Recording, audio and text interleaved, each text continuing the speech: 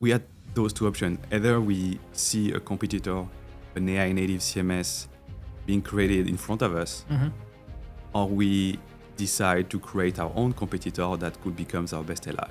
The web was mostly built by humans for humans. The web, I think, is going to be built by agents, mostly for agents and humans. And I think that's the big shift. 90% of the code is being AI coded compared to what we used to do with Strapi. It would have taken like 2 weeks.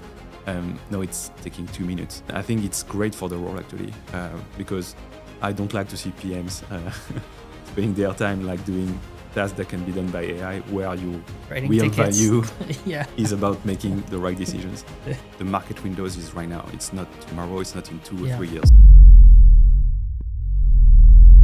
Now that was Aurelien Georget.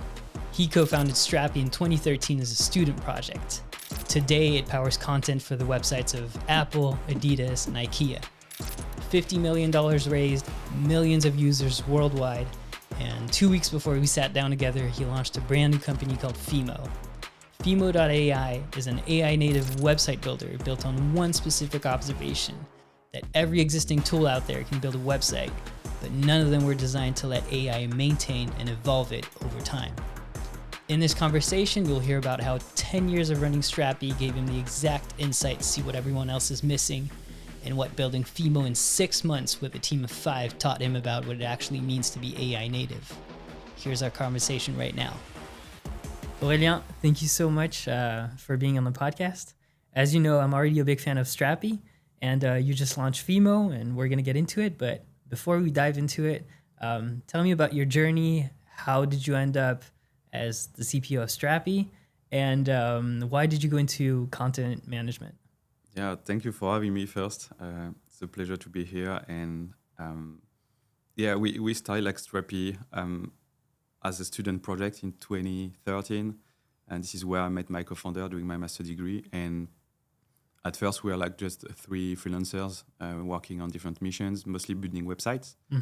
And we were at the same time that when the mobile apps started to rise. So our customers, they wanted like to build websites, but also mobile apps at the same time, and the content was the same.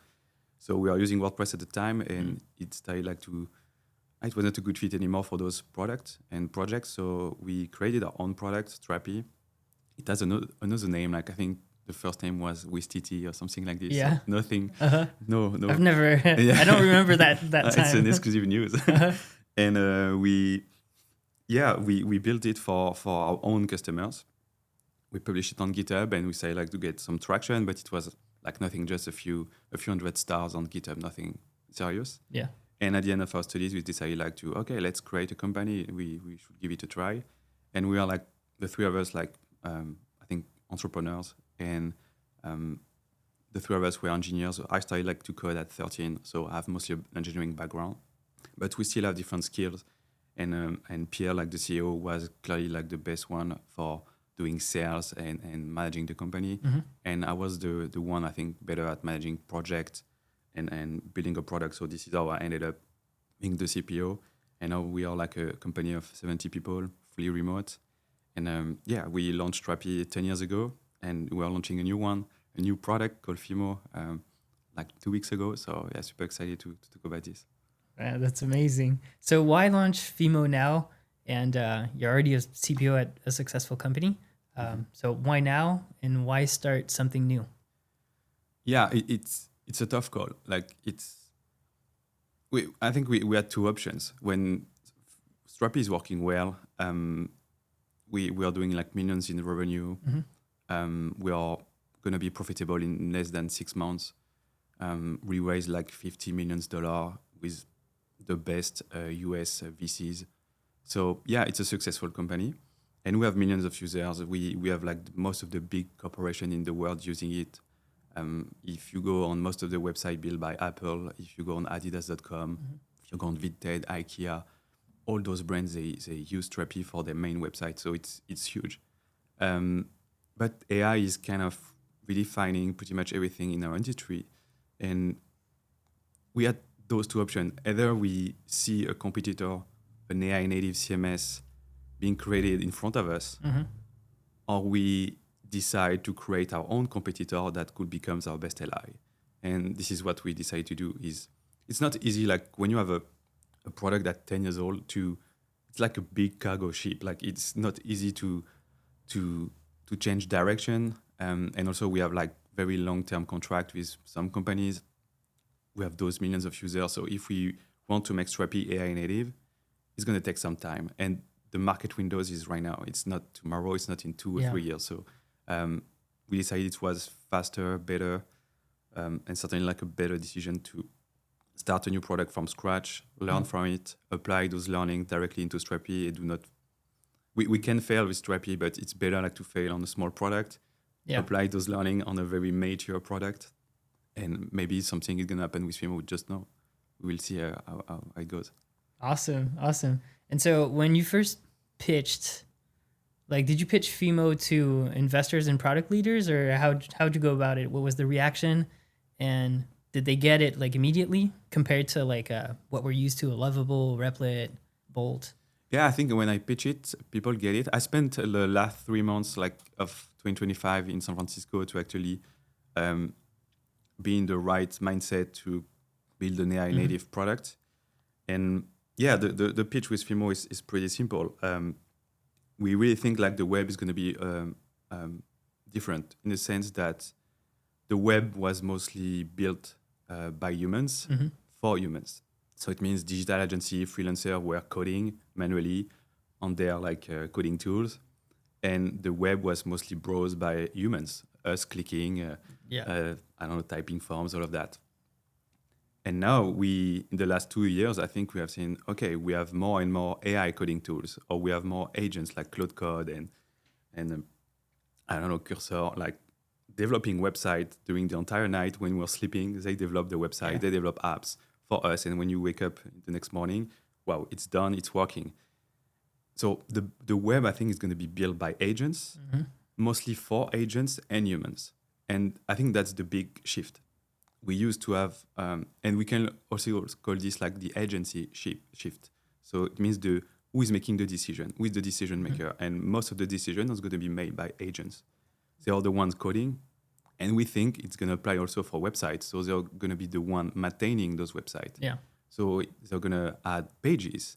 They're going to update the content. They're going to see, oh, like I see a drop in the analytics. Maybe we should try something else for the homepage. Or I can see that your competitor, they just released a new feature, or they added this in their website, or they just changed their pricing. I think we should react. We should have a defensive approach, or we should maybe like fight back. Yeah. And this is what we're going to do with Fimo. We are going to try to help people to build the first generation of autonomous, proactive, and intelligent websites, which is like completely new. And I think people, they get that. They also see what I see and what we see. And yeah, that's what we're doing. But right now, when you test Fimo, we just build the first brick. So we only providing like the website builder, but we're working on the agentic part. So I think most people, we get where we are going in a few weeks. Gotcha. And so you're seeing this wave of AI code generation tools, and instead of thinking, oh no, this is going to disrupt everything we do, you're thinking, yeah, there's a massive gap and that needs to be filled. So let's talk about what you learned at Strapi that helped you see that gap. So I'm interested in what breaks a company that goes from 10 pages to 10,000 pages, and when does content management start falling apart? Yeah, I think we were talking about this before, but I think content management is like any company when you start to grow.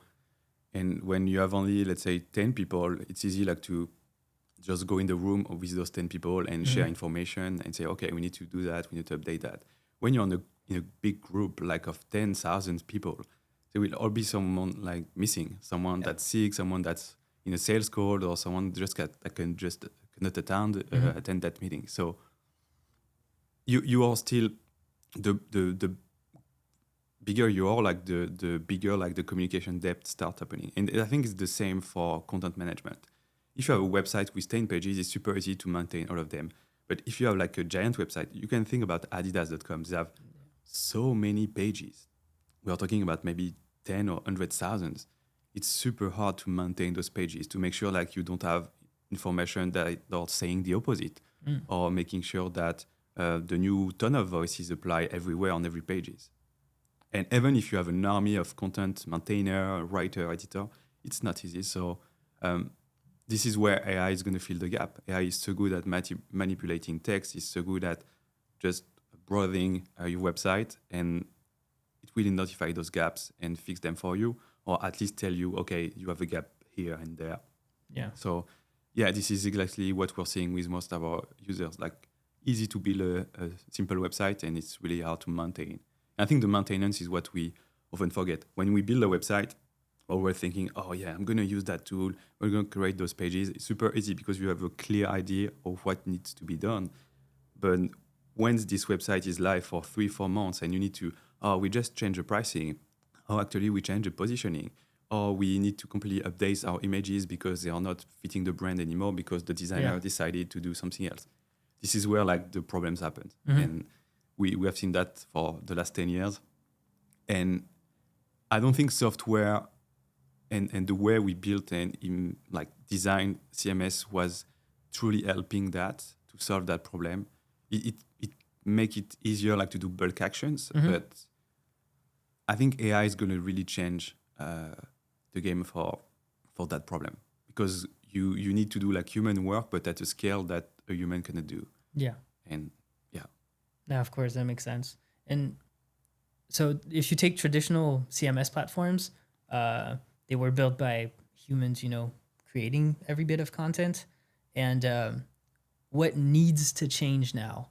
Like, as you said, sometimes people are not going to be there, but how do you go, what do you delegate to the AI versus, the side of the humans? We were having, like, I saw this discussion this morning with Jonathan from Upstream, that was saying, hey, I'm discussing something on LinkedIn, for example, and he could see that he was talking to an agent because you could see, like, he asked 2 different questions, and there was a smiley face in the middle of the like the answer, a rocket at both ends for no reason, and just the way it felt, it felt like it was an agent. So of course he was saying, relationships, like, you're not going to change that, and of course there's a human side that you have to do. I commented that now it's getting pretty scary, because now you can actually say, match the tone of voice, some things that you would say. Sometimes you can actually prompt them to make mistakes or whatever.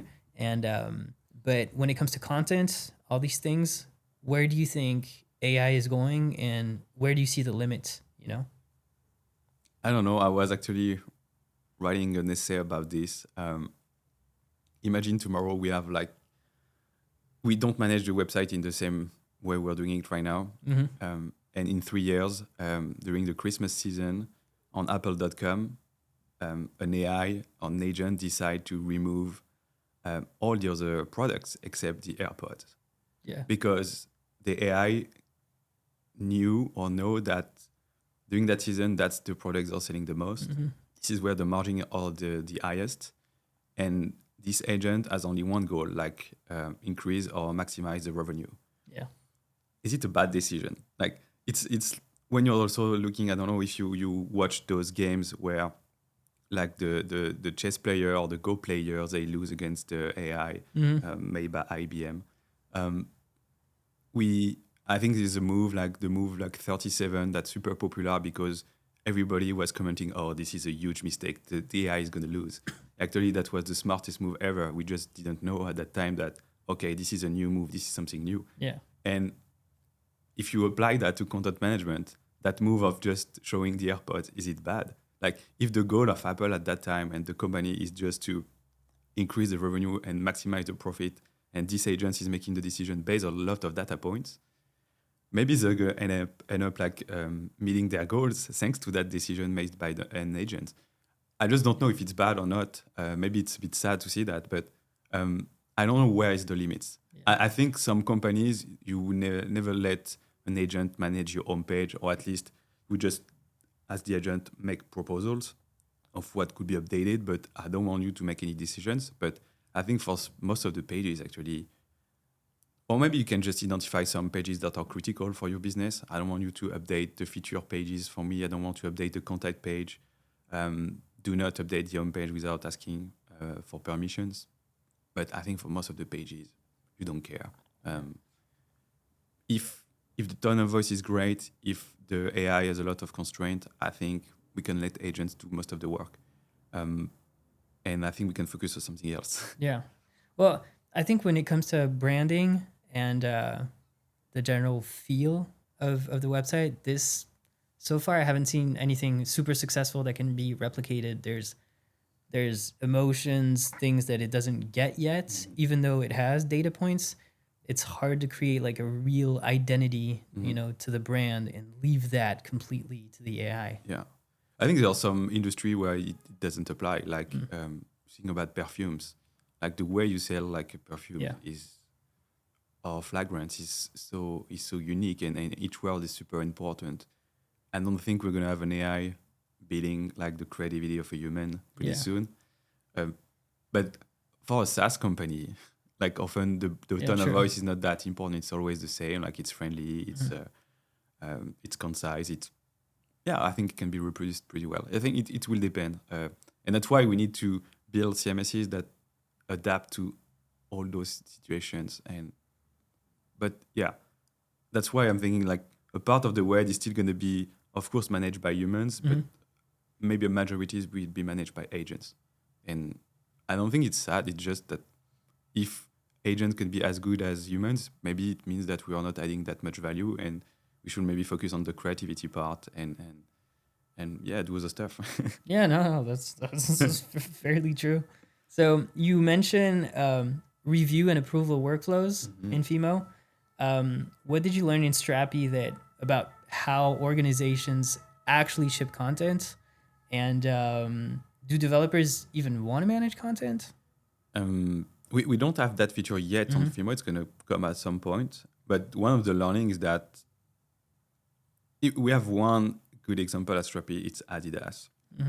When you're going and browsing the adidas.com website, you're actually seeing content that's been produced into a Strapi application. It's a giant one.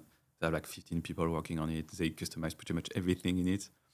And what we learn is that they are producing and writing that content 18 months before publishing it. Wow. So it's huge. When you are seeing like content on adidas.com, that was a year and a half ago. Yeah, Whoa. was maybe produced in 2024. So that's one of the best examples we have about, okay, they need like a strong workflows because they have like this unique publication workflow. But that's an exception. Most of the people, they think they need reviews and workflows, but actually they don't.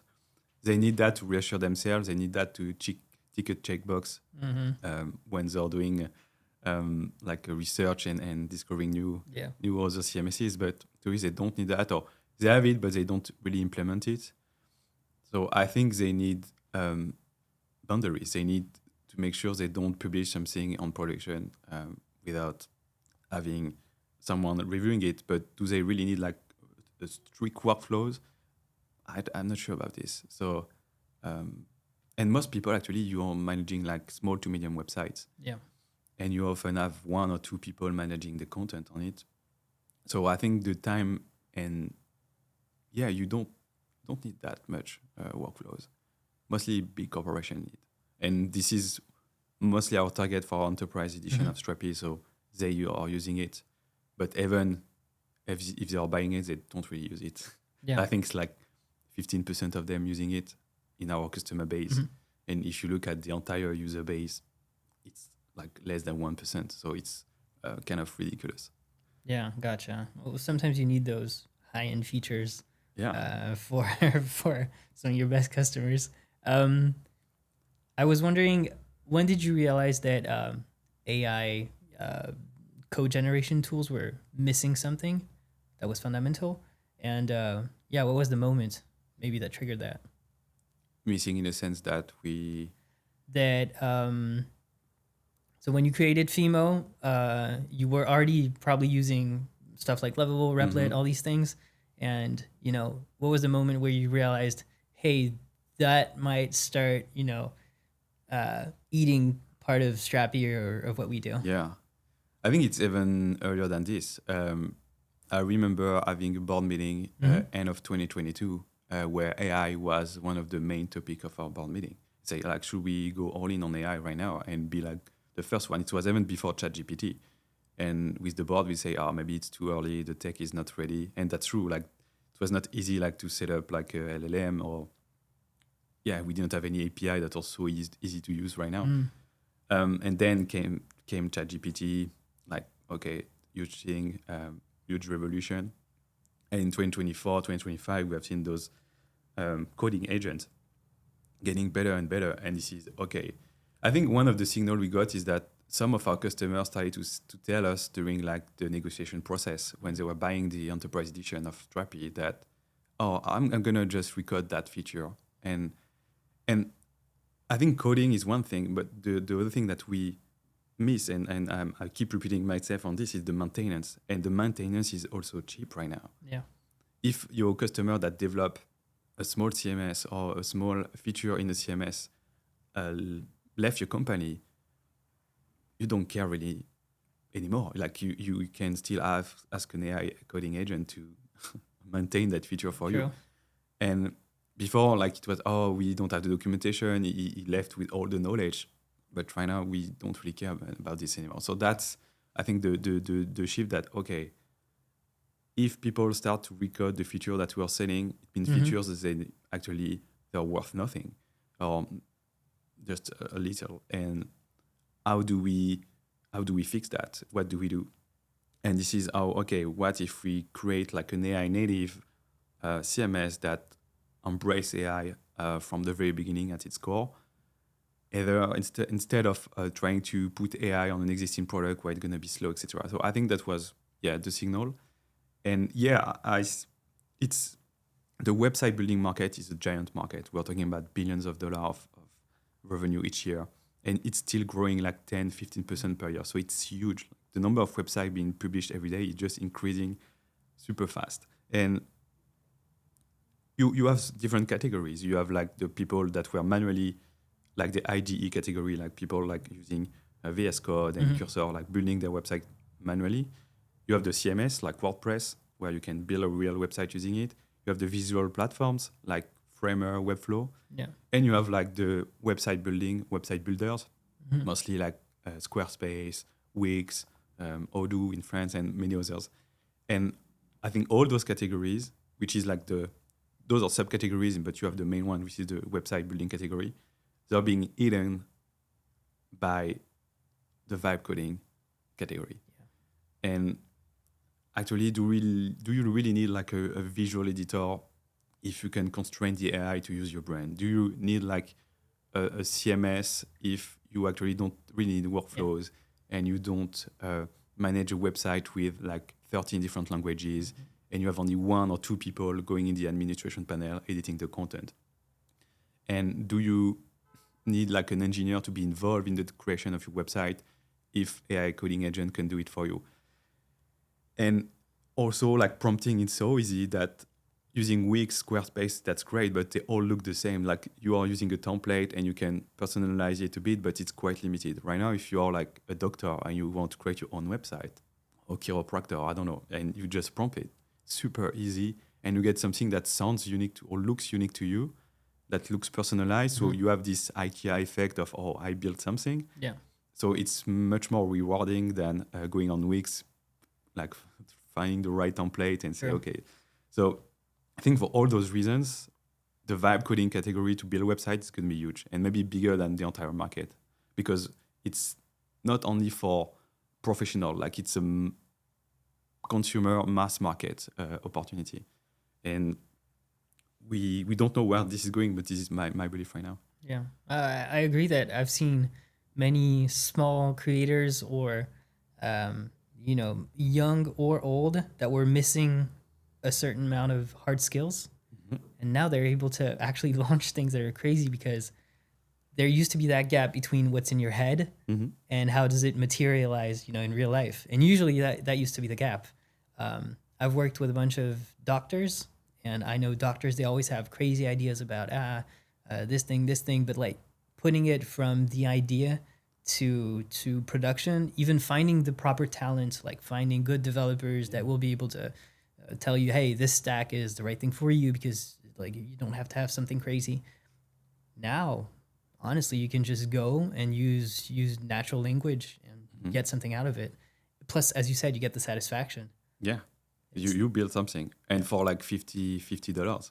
Yeah, which is ridiculous. Before that, you have to find an engineer, the freelancer that will have, maybe you will have paid like a few thousands. So it's super cheap as well. It's faster and cheaper, and you have more control. So I think that's unbeatable. Like, you can't fight that. I agree. So here's where we get into the meat of what Fimo makes different. And I want to be really precise here, because I think that there's a lot of noise in the AI builder space right now. Everyone's promising fast websites. I think that, they're promising assistance also. But you're making a very specific claim that Fimo ships a real content structure that AI can reason about and manipulate. And so that's the thesis. So let's sort of like unpack what this exactly means. If I need to, let's say, launch a product line landing page, pricing, features, FAQ, in 4 languages in 2 weeks. Walk me through Fimo versus Lovable, let's say, and then what happens 3 months later when I need to like update everything, pricing everywhere, all those things. Yeah, I think I'm going to share where this is going to be like once we continue to develop Fimo in 6 months. But if you do it with Lovable, that's a great product. Like, what they're doing is amazing, actually. But it's really made to build apps, and apps are different than websites. So website is about displaying content, promoting your brand, promoting your product. It's not there like to build an app that helps you to translate or learn Italian. This is not what we're doing. We're helping you to build like marketing, corporate websites or personal websites. So if you do it on Lovable, you will prompt it. It's going to work. You're going to have a website. The UI is going to be okay, good. They kind of all look the same. I think we're better on the UI aspects. And the content is going to be generated during the code generation. I think it's going to be kind of aligned with what you had in mind. It's going to create the pages. And if you enable Lovable Cloud, you will have your content maybe saved in the database if you ask for it. So the first thing is that if you don't ask Lovable to store your content in a database, the content is static in your code. Also, the way the websites are coded are not optimized for SEO. So it means they're not optimized for AEO. So it means engine optimization. So it means your content is not going to be visible in ChatGPT, Perplexity, all of that. So first, their websites are not optimized for visibility. The content is always stored in the content, except if you ask for it to store it in the database. And if the content is in a database with 3 different languages, you just have access to, by the way, it's using Supabase. So you have just a very raw interface that are mostly made for developers to edit your content. You don't have any rich text editor. You cannot easily make some part of your text in bold or in italic. So formatting of the text is quite difficult. You don't have a media library, so all the assets are going to be not easy to manage. If you want to replace one, you need to always upload, ask the AI. So you're going to burn a lot of credits. Yeah. So that's what's the current experience with Lovable, but it's the same with Replit, V0, and all the others. When you use Fimo, what changed really is that we build a website. I think we are offering a better UI. And we have like 3 different agents working in the background. There's one doing the design of your website. There's one coding your website. And there's another one managing the content. So the content created is not exactly the same. It should better fit your brand, industry, and goals. And we always store the content in the CMS. So it means in a database, but with a way better interface to manage it. So you will be able to see it, edit it. You will have rich text, you will have list, you will have like select. You have a real CMS interface to manage your content at scale in many different languages. And we also offer media library. So you will see all your media in a clear tab. You can replace them, you can generate new ones, all of that. And because we have made the content is structured, we can play with it. So this is how we always have the view of your entire content on your website. And if there's a competitor, like I was mentioning this example of that updated their pricing page or updated their home page or their positioning, we can like compare with your entire content because it's something that's available as a context for the agents, which is not really the case for Lovable. It's just part of the code. It's the static text. But no, we can manipulate that content and we can do whatever we want with it. We can translate it easily. We can change like the entire tone of voice or on all the pages at the same time. It's not part of the code. It's something outside that's being injected. So it's faster and easier to play with it. So that's the main thing. And then we will have these agents that are going to watch the web for you, watch your competitor. If you had a good discussion in a thread on Slack, you can ask Fimo directly in Slack and say, okay, convert this thread into a blog post for the engineering category. And then you have a preview URL coming back and you can see, okay, that's amazing. I have my blog post ready. Or you can say, okay, every 2 weeks, I want you, Fimo, to write a blog post about all the updates that happen on our GitHub repository. Those things are really optimized for marketing, corporate websites.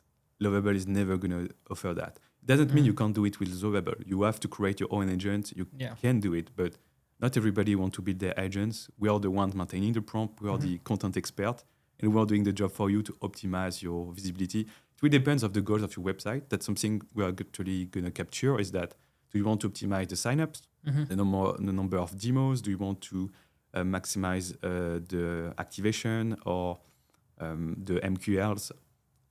You will tell us, and the agent is going to react to those goals. Yeah, that's funny. How do you use analytics to actually base your decisions? And as you said, there's the content itself, but then the content usually serves a purpose. So how do you make sure that the agent understands what the goal is, what the funnel looks like, and then what metrics to play on? Do you have like integrations with proper like analytics software, or? It's coming. Like first we want to build like this agentic that bring the autonomy to the website. And then, we're going to bring the data that helps this autonomous part to be even better. So it's going to come in different milestones. But it's going to come. Yeah, it's super cool. And so like if you take Lovable, Bolt, Replit, they're fast, they're getting traction, obviously. Why can't they add like a content layer in V2? They could, but they didn't think their product this way. They're not targeting exactly the same audience. As you said, it's more applications rather than your content websites. They are building apps. Bolt is great to build like mobile apps. For example, they have a great integration with Expo. Lovables are mostly going on like replacing software engineer. We spend a lot of time on the UI part. They could do it as well, but you don't have the same kind of UI for a marketing website and an apps where you need a dashboard, all of that. We have some exclusive partnership for the media. Our media are looking way better than the others. And when you start seeing at what needs to be done, okay, we need to optimize the SEO. So the way we generate the website is not the same. It's costing much more than the way they do it. We will need analytics. We need to have those autonomous agents that are we need to collect specific information about your competitors, your industry, your goals, your main topics, like the critical page that you need, the tone of voice, the SEO. Those are we are doing a verticalized software optimized for building corporate marketing websites. If they could do it, but I think that's not their play. And I think the market is so big that they're like a place for everybody. Yeah. And so one of the things that I love about doing this podcast, we can extract lessons that go beyond, the single product, and talk about the entire industry that where it's headed. And I think Fimo represents something way bigger than just a website builder.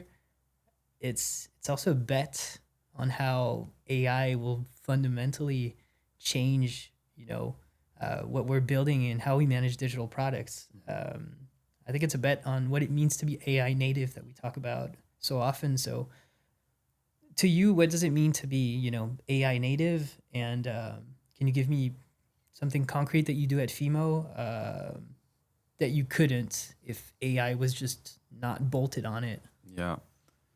I think any product can be transformed or translated from like a non-AI native product to an AI native product. We could have done this on Strapi, and we're actually doing it. It's just going to take a while because you need to change the UX of your product so much. And when you have a ton of customers and users, it's just slower. You can't change everything radically. People are not going to like it, and you're going to lose trust and all of that. We have some principles at Fimo. For example, we never start from a blank page. So you never have this feeling of, okay, I want to create something new, and okay, all the values, the fields are empty. No, we always say, okay, what do you want to generate? Like either it's an entry, like a new post or a new image. Tell us what you want to do, and we are gonna generate the first version for you, and then you can iterate over and over. So I think that the first thing, the AI can avoid the blank page, which is something that happens very often when you use a product. You click add on a Notion on a page, for example, and it's blank. You have nothing. You can use their templates, but I think it's way better like when you click add a new page. Okay, what do you want to build? Okay, I would like to talk about this, but I don't know how to structure it. This is why AI is so good at helping you to structure your ideas into something tangible for the users. The other thing, I think it's the stack is so different compared to like another product. We don't use the same billing system. We don't use the same observability systems. I think 90% of the code is being AI coded compared to what we used to do with Strapi. The way we work also, the way the product is being built, we don't open ticket in linear to do QA. Like our engineers, our designers, even myself, we all vibe code and fix the issue when we see them. So, there's like this button is not like correctly positioned on there are like 2 pixels missing. Okay, I'm just gonna vibe code and do it and ship it, which is completely new compared to before that I would have opened a ticket in linear, I would have recorded a video or take a screenshot, and I would have posted that in the sprint or in the backlogs, and an engineer like a week later would have said, okay, are you sure this is this button or the other one? So you start to have a discussion, and it's been shipped for the next release. So it would have taken like 2 weeks. Now it's taking 2 minutes. So I think it's not only about the product itself and how you. So of course the UX change a bit, the economics around the product change, the mindset how you build the product, but also like the process are completely different. And we have been able like to redo a lot of the features that are available in Strapi with a team of 3 engineers, 1 designer, and myself in 6 months. So yeah, when you compare to how much time it take to create like something like Strapi, but also we learned so much from Strapi, so we apply all the learnings in all those years. So I think you can't really compare. Like if we were like starting from zero and we had to build like a payment billing system, we would have, even with AI, it would have taken years. So I think it's not fair to compare it this way, but still you are faster and you are doing it, building this product like completely differently. But it's about the mindset mostly. Have you noticed a shift, because you said now you can do it super quickly? Have you noticed a shift between like engineers and product people? I know that, at Lovable, I think they have this concept. I forgot what it is, but it's product engineer. I was gonna say product builders or whatever, but product engineers, in the sense that now everyone's building. But have you seen a shift in ownership between what devs usually did and product? Is this something that developers value, or is this something that they fear? Because everyone's having this discussion about, I think when we talk about product, it's this mix of engineering, product, and design. And I mean, everyone's having this discussion about who's going to die first. I think we're going into it more of a hybrid, final product, let's say, and people are just going to have better skills or or stuff like that at some point. But Yeah. what have you seen in terms of shift? I don't think those roles are going to merge, but definitely like the scope of each role is being reduced. So it means that a product manager or product designer used to never code or rarely, even if they have like some technical skills. Right now they can code and fix like the small issues, or they can improve like the responsiveness of your product. This is like doable for them using AI tools. So it removed those, I think where the engineer were not adding a lot of value, it removed those tasks from their backlogs so they can focus on something else. But they're also not only doing more on the deep tech side, but they also they have more time to think about the products they're building. True. And what I'm seeing is that, they are much more involved in the discussion. They are like challenging the UX even more. The designer can really also talk. I think it just kind of balance the discussion between the tech and the non-tech people, and we just go in the fastest way. But I think we're not replacing those roles. They're getting closer to each other, and there are of course roles that are kind of disappearing. For example, so far we have no one managing the documentation. Is being generated by AI. Yeah. I still think we need someone to have a view on the documentation. You still need to think about the way you structure it, all of that. But most of it can be AI generated. And I think AI products are so easier to use compared to other products, so you don't need that much documentation. And most of the roles, I think, especially like the product management roles, are being kind of automated. You have more time thinking. You are not writing a transcript or your meetings. You're not like doing the triage or the categorizing of your different problems and feedback you got. You're not writing user stories anymore. You're not opening tickets and doing like very long backlog reviews because everybody can just ship and do their own stuff. So you have saved so much time with automating your role that you can really talk with more users. You can have more time to really know your competitors and test their products, so you can develop your product sense even more. So you have more time to just feel your market and make better decisions. And I think it's great for the role actually, because I don't like to see PMs spending their time like doing tasks that can be done by AI, where your Writing real tickets. value Yeah. is about making the right decisions. That's true. That's true. And what skills do you think that PMs have to build currently, and where you want to be like AI native, let's say, and not for traditional products? Like, what's the difference, and what are the unique failure modes, let's say?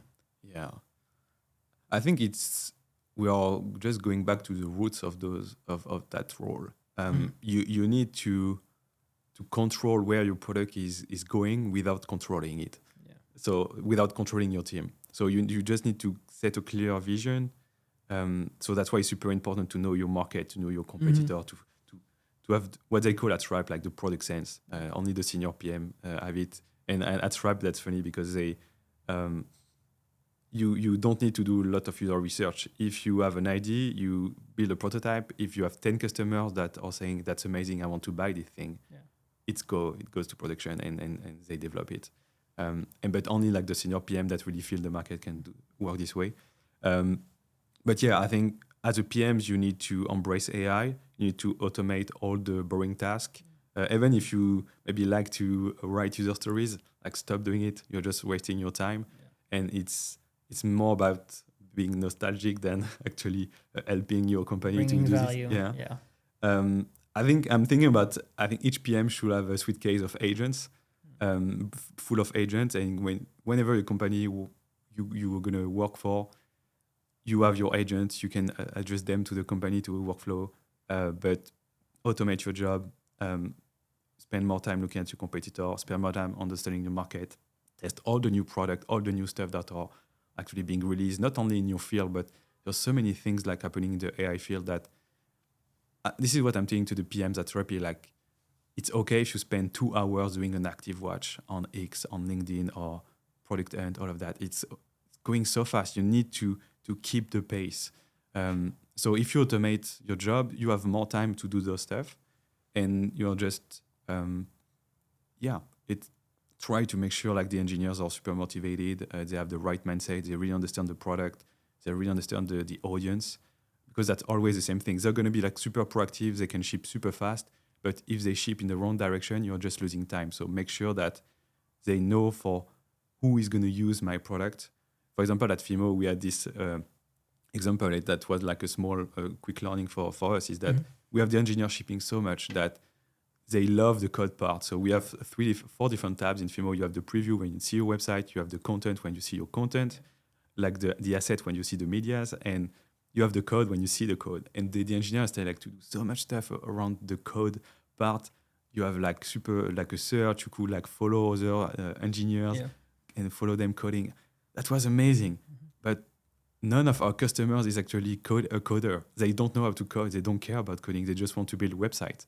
So it makes no sense to develop this side of the product right now, just more to maintain. It's something where we can have issues. And if people see that, we're maybe going to receive feedback about, maybe we should do that, when none of our people paying for it actually care about this. So I have to do my job and say, okay, that's the wrong direction. We need to remove those features actually. Yeah. This is what we have done. So the next day after the release, we remove those features because that was not matching with the customer profile at all. And so, that's still our job as PMs, set the direction. I remember, actually, it's funny that you talk about that, because I remember that was one of, I jumped on a discovery call with you because I don't remember if it was September or November. You said, maybe November. Yeah, you told me, okay, I'm building something and just try it out. So I played with it, and then when you were looking at the result, what I'd done, you were like, you're definitely not a coder, because I wasn't looking at all, and you were like, shit, we built this, and you're not looking at it at all. But that's true. But again, like you never know. Now I feel that you get a good grasp of who your customers are and where you're adding the most value. Yeah. And that's why even if you let the team building stuff, you should let some space for that. You never know. It could be like a great idea, and everybody can have great idea, and they have their own way of feeding the product and feeding where this market is going. So you should let them do stuff, but you should always control in some way. Make sure like they don't go too far to a specific direction until we get signals and we get the data points. That's true.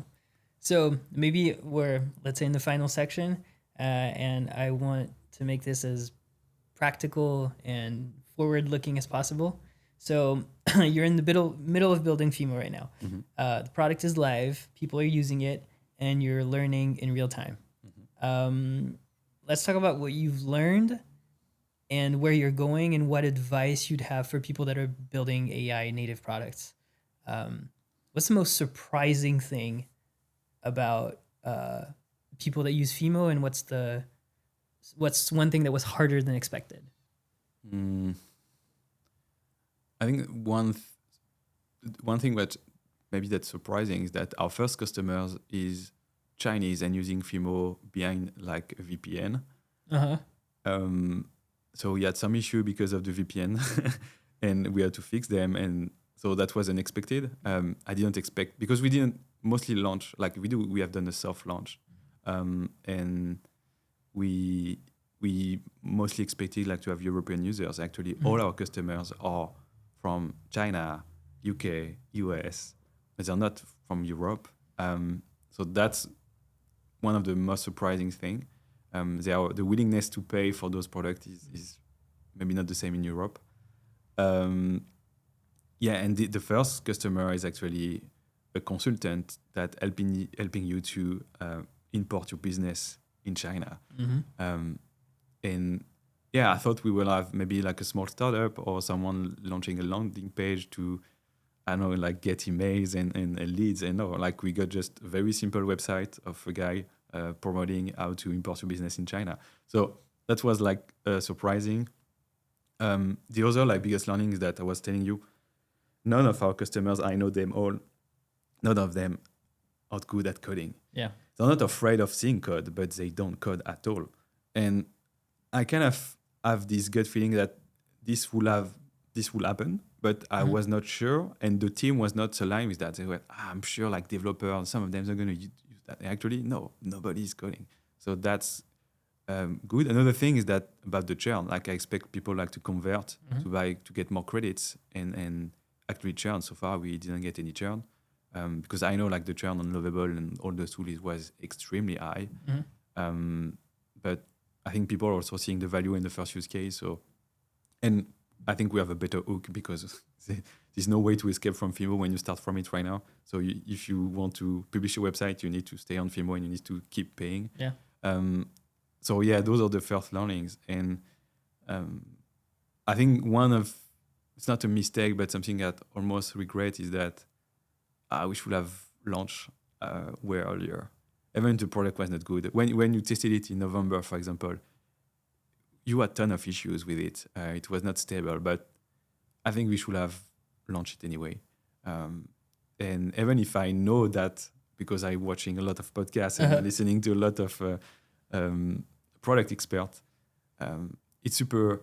You always have this feeling of like, if I'm launching too soon, the first impression is going to be bad, and I'm not the first one on this market, so people are going to say like, this is not stable, like fix your thing and then go back, and you want also like to do a good product when you know the first impression is going to be correct or good, but you're also going to be late. So I think we waited too much to have a product that was working well. But anyway, we got our thousands of users. We have our first customers. We're learning a lot. But yeah, this is do not ship. Do not wait. Ship. That's always, I think that's a rule in life, and especially when you're an entrepreneur. But now, as I said, you're seeing. I think daring is gonna be what differentiates people who succeed from those who don't, because now you just have to try and iterate.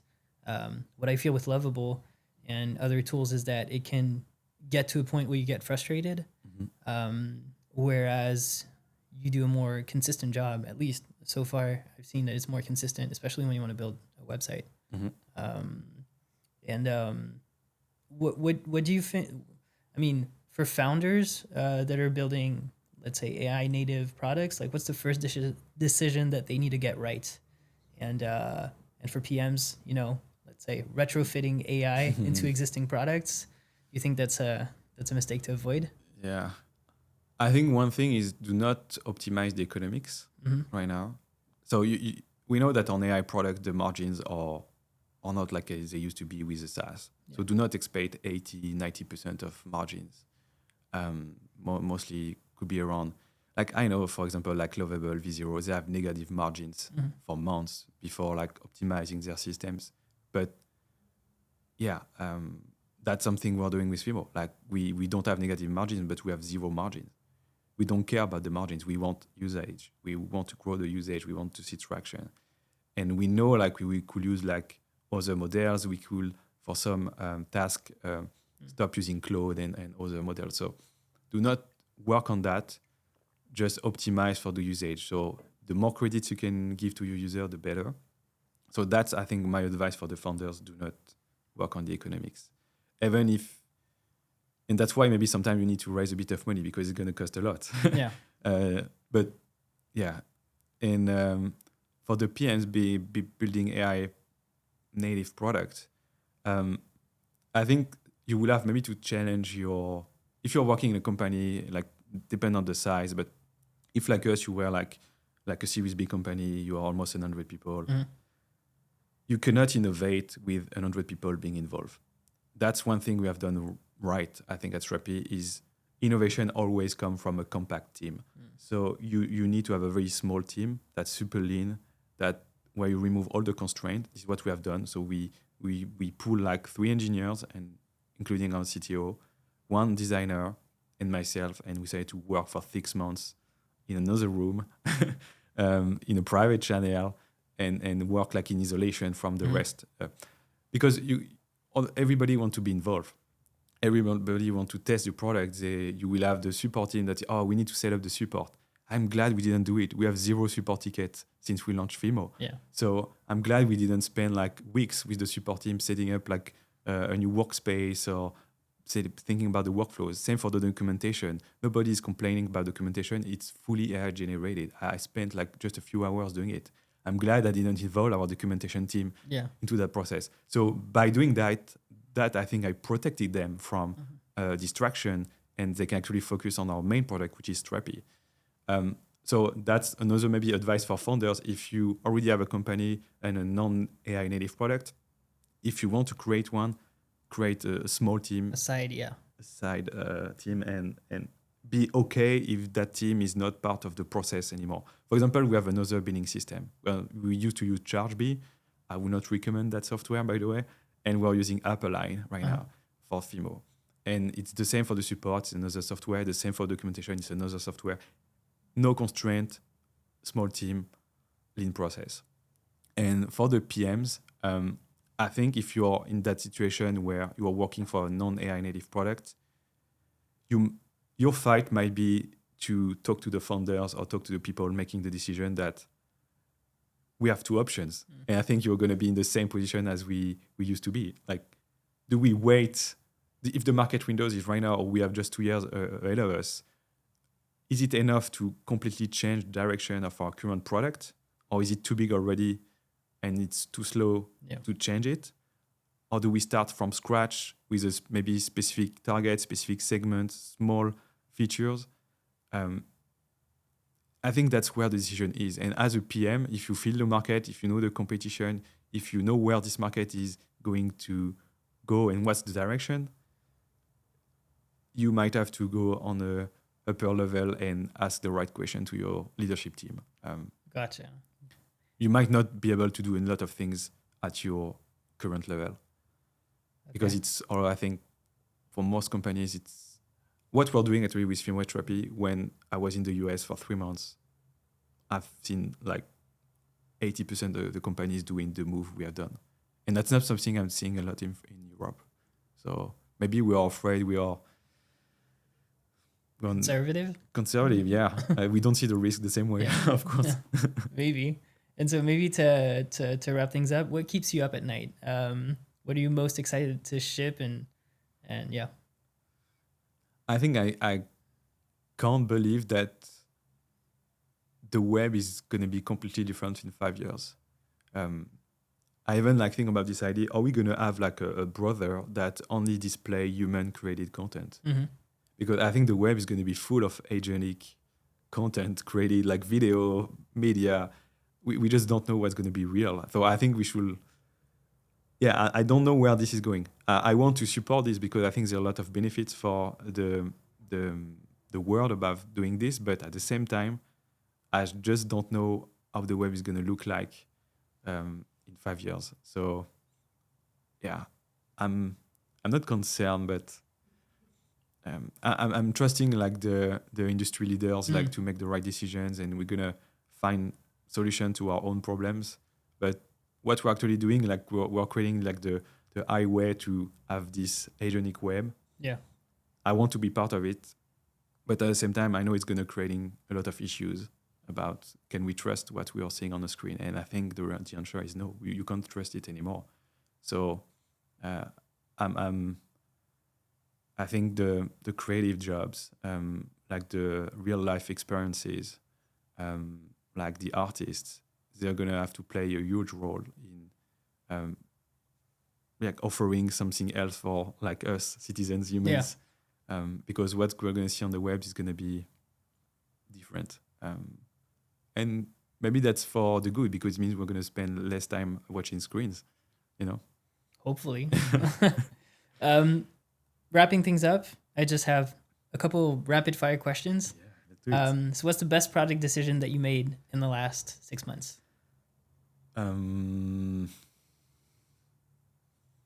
Like to fully delegate my job at Strapi to our head of product.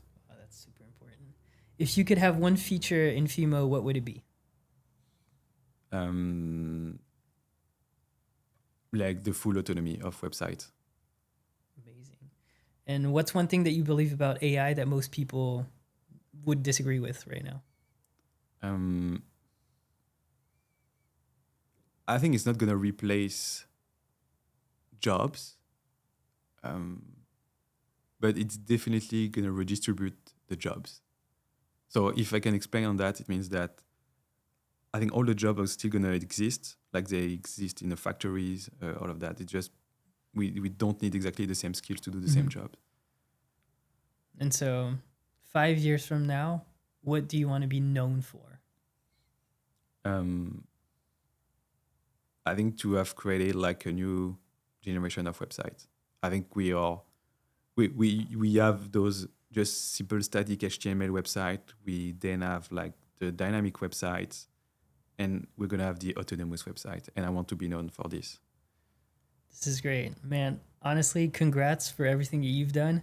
As you know, Strapi, I was already a big fan. There's 2 companies that I worked for where I brought Strapi, and I think it made things completely different. Now Fimo, it's great as well. So congrats on that launch. And I really hope that 5 years from now, you'll be known exactly for that. Awesome. So thank you for being here, man. Thank you. It was super nice. And that's a wrap on this conversation with Aurelien. It's honestly one of the more grounded takes on AI I've heard in a while. No hype, just someone who's been in the trenches for 10 years and knows exactly what's broken. If this episode made you think differently about how websites get built and maintained, share it with someone who needs to hear it. And if you're not subscribed yet, now's a really good time. There's a lot more of this coming. Links to Aurelien and Fimo are in the description. Go check out what he's building. Thank you so much. I'm Cedric. This is Le French Product. I'll see you in the next one.